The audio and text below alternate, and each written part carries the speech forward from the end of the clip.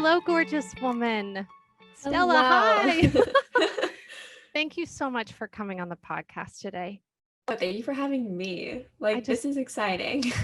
I adore you. So before we dive into the juicy topic of the day, how old are you and what grade are you in?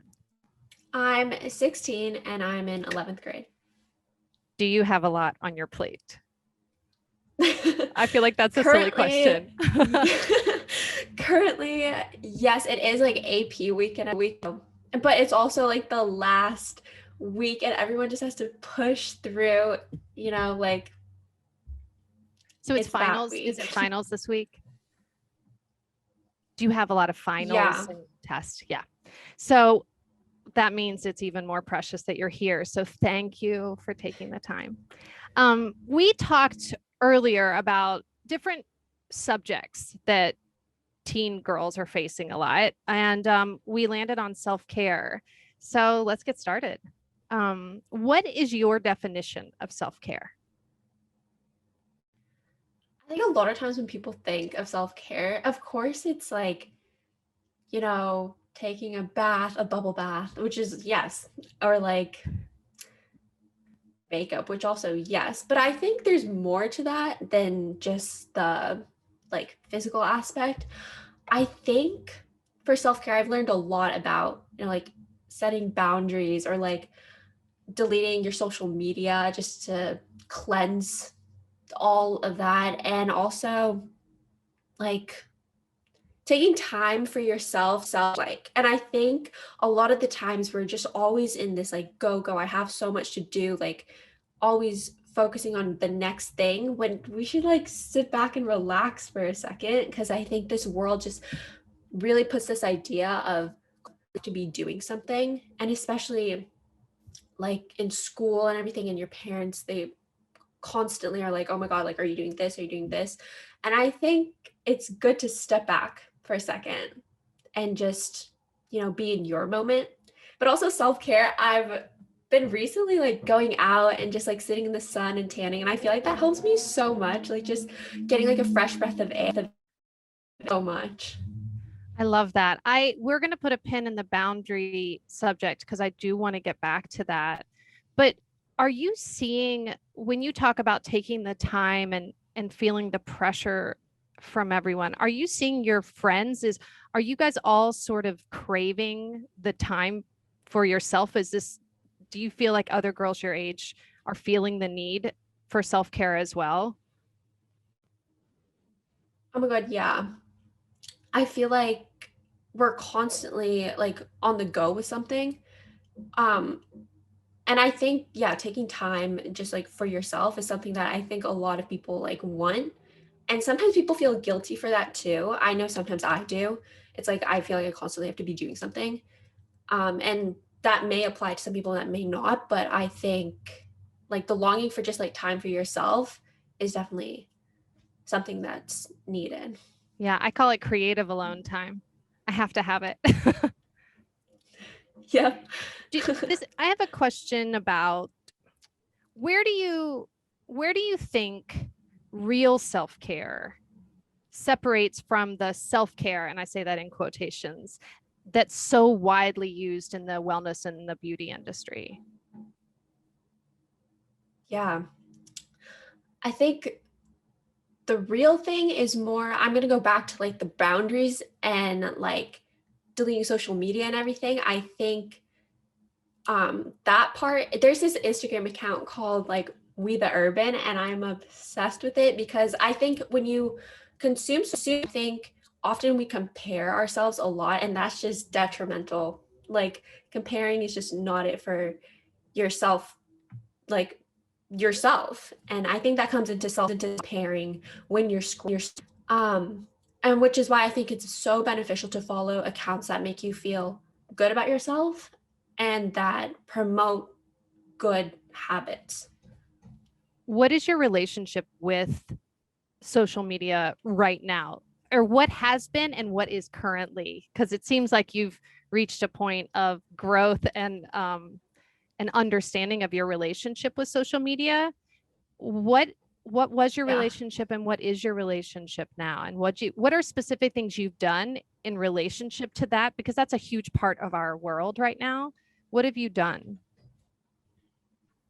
Totally. I think social media, for me, I used to be like addicted, like totally. I could not get off Snapchat. I could not get off Instagram. I had to constantly be seeing what people were doing. And I think that was just not good for me at all. Like seeing other people go out to places while I'm like home on like a Saturday, like that just like wasn't good for me. And I deleting like Snapchat or just taking a break from social media definitely helped me so much, like mentally, and just be in the moment, because it takes away so much of our time and awareness of where we are in the present moment. And I've learned a lot to just stay in the present and just like be mindful of what's going on around you.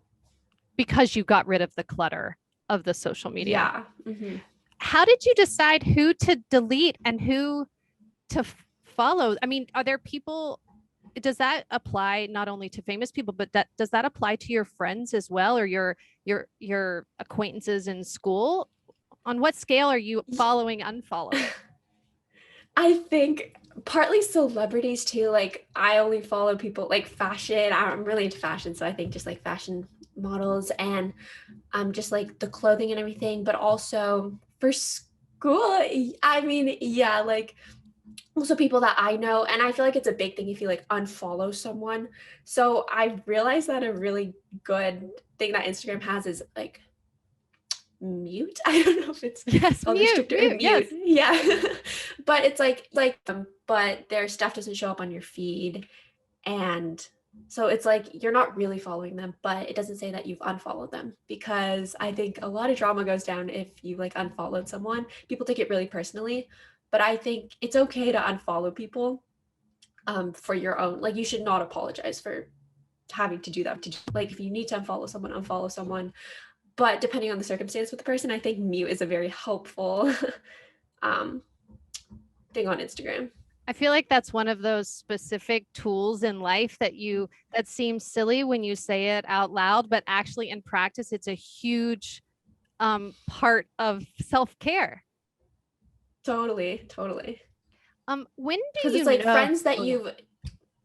Oh, sorry. No, keep going, please. No, it's it's like friends that you've known maybe, or maybe like fallen out of, or maybe relationships like boys and everything that you've like had connections to. Like I think it's good to take a step back from that too, and not constantly with, oh, they're new friends, or oh, they're new like girl. Yeah. You talk about the comparison game and listening to yourself, and my question for you is, how do you know inside, like how can you feel that you need to practice some self-care? What does it feel like inside? How do you know when you need to step away? How do you know when you need creative alone time or a walk in the park? What does it feel like? Personally, I feel very groggy. It's this feeling in my stomach that kind of like sinks, and I realize like I need that to be lifted. So I think when I have that personal feeling of just like grogginess, or just something just not sitting right, like my gut is that gut intuition where it's like I don't like feel okay right now. Like I need to go do something. I need to go fix that energy. Nice. Is this something you've learned, or is it something that you've had from the time you were, I don't know, that you remember, 9 or 10 years old?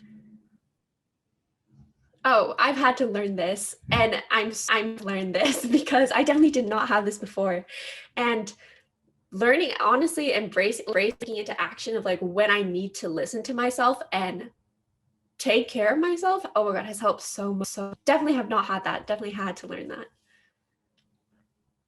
That's actually a very nice thing to hear for all of us at all ages, to know that this is something that you learn and then you relearn and you relearn and you re-listen.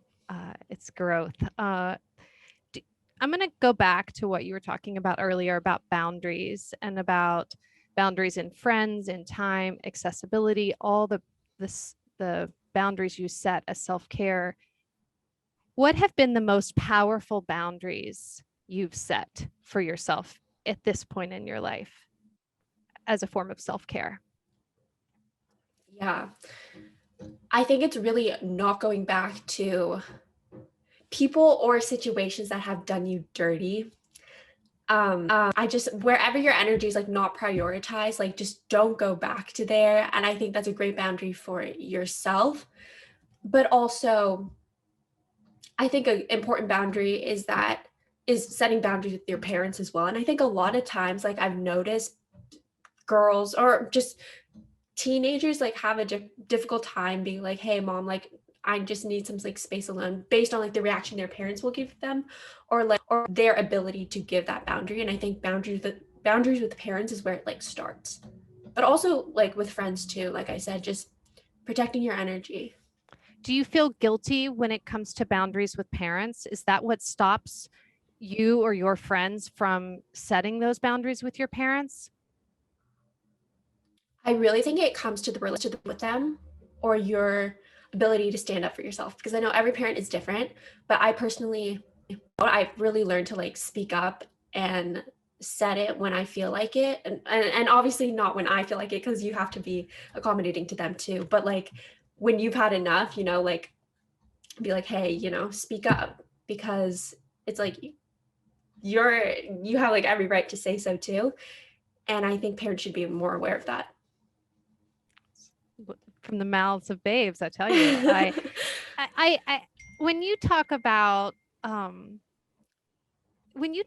boundaries and when somebody's done you dirty, how do you walk away from that? Like, what do you say to yourself to not check so and so's Instagram post from last Saturday night? What is it? How do you stop that? How do you stop yourself?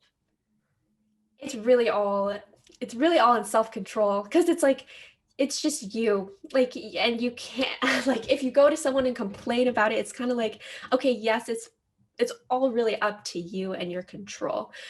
Like I've really learned to and hold back, because it's so tempting sometimes to check up, but you really have to have that control. And I feel like you and I have spoken in the past about sort of trusting your better self, your wiser self, to know, don't do this because I'm going to feel terrible if I do. Right. Like when I check it, I'm going to be like, great.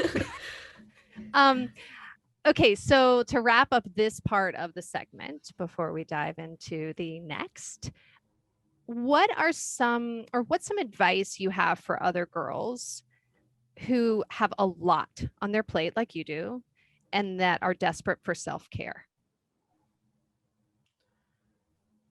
I think just take and like put everything away and just sit in the present moment and kind of decide like what do I need right now? Do I need to put on some mascara? Do I need a bubble bath? Do I need to like sit in the sun, like, or just take a breath and just sit in the middle of my room and just like lie on the floor, or like take a nap? Like really listen to yourself, and honestly just like take a deep breath. Deep breaths help so much, and just really listen to yourself in that moment. That is the highest form of self-care, isn't it? Listening to our gut. Okay. Fully. Now we are jumping into the next segment of this podcast, my favorite part, the know-it-all segment. Stella, what is your superpower at this stage in your life? I think it's really the ability to give myself validation. Oh. And that was not a thing like a year ago. Like if you asked me that, like I would have been like, oh my God, like something totally different. And I'm so proud of myself for accomplishing this. Like from yourself is literally the most important, like it's all you need. And I just think that's literally my superpower at the moment. That is an incredible superpower. Oh, I'm in awe. Okay. What don't you want to lose as you get older and become an adult?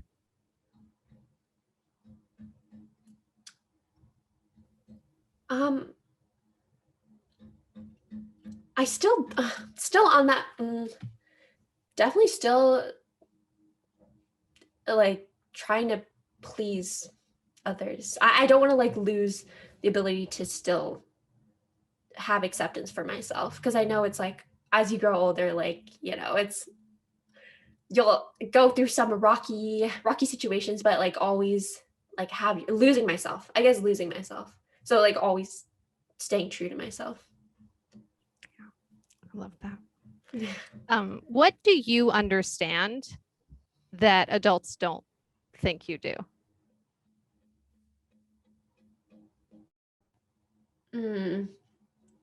I think